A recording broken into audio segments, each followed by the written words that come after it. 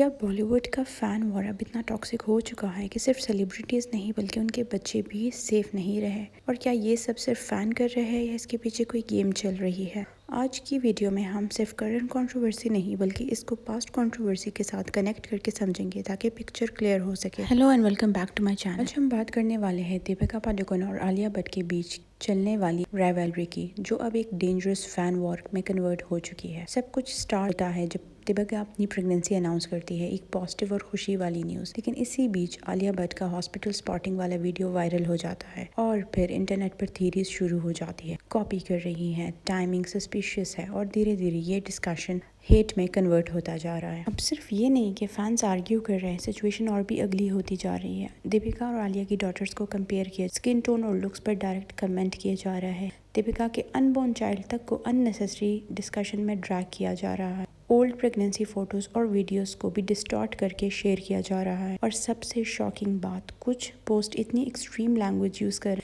कि उन्हें openly discuss करना भी बहुत मुश्किल हो।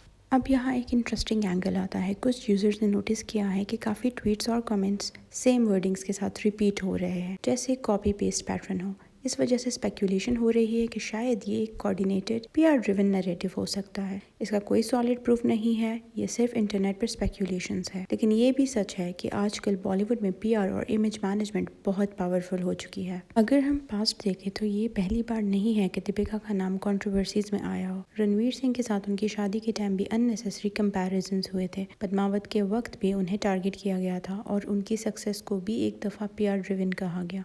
मतलब दीपिका पहली भी कंट्रोवर्सी, पब्लिक स्क्रूटिनी फेस कर चुकी है। अब आते हैं आलिया भट्ट।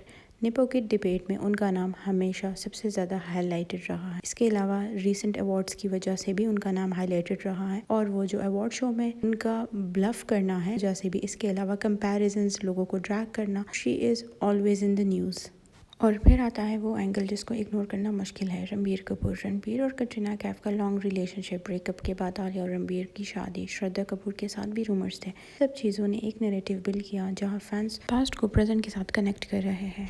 इस करंट कंट्रोवर्सी में और भी चीज़ें ऐड हो रही है। कटरीना कैफ और श्रद्धा कपूर को अननेसेसरी ड्रैग किया जा रहा है, एज शेमिंग और रिलेशनशिप बेस्ड कमेंट्स किए जा रहे हैं, इंस्टाग्राम पर डेडिकेटेड हेट पेजेस बन चुकी है और ये सब मिलकर एक टॉक्सिक इकोसिस्टम क्रिएट कर रहे हैं for the showbiz, for the industry and for the celebrities. लेकिन सच क्या है? सच ये है कि फैंस कभी कभी लाइंस क्रॉस कर देते हैं, but those are not fans. We can say that was a PR driven game. Social media लोगों को ज़्यादा बोल्ड बना देती है एंड सोशल मीडिया पर कोई भी कहीं भी कमेंट कर सकता है, जिसकी वजह से कोई भी कुछ भी बोल सकता है, पर्सनल कमेंट करता है और कभी कभी नैरेटिव इतने स्ट्रॉन्ग हो जाते हैं कि रियलिटी ब्लर हो जाती है। कुछ लोग ये भी कह रहे हैं कि कभी कभी सेलिब्रिटीज़ के अगेंस्ट या उनके फेवर में नेगेटिव या पॉजिटिव पीआर कैंपेन्स चलाई जाती है ताकि सिंपैथी या हाइप मिल सके। गेन कोई प्रूफ नहीं, ये भी एक डिस्कशन है। ऑनेस्ट कमेंट करना, एक दूसरे को ड्रैग करना, that is also fine because they are public figures. उनकी फैमिली को ड्रैग करना, किसी बच्चे को ड्रैग करना और उसको बॉडी शेम, कलर शेम करना, that is absolutely wrong and toxic.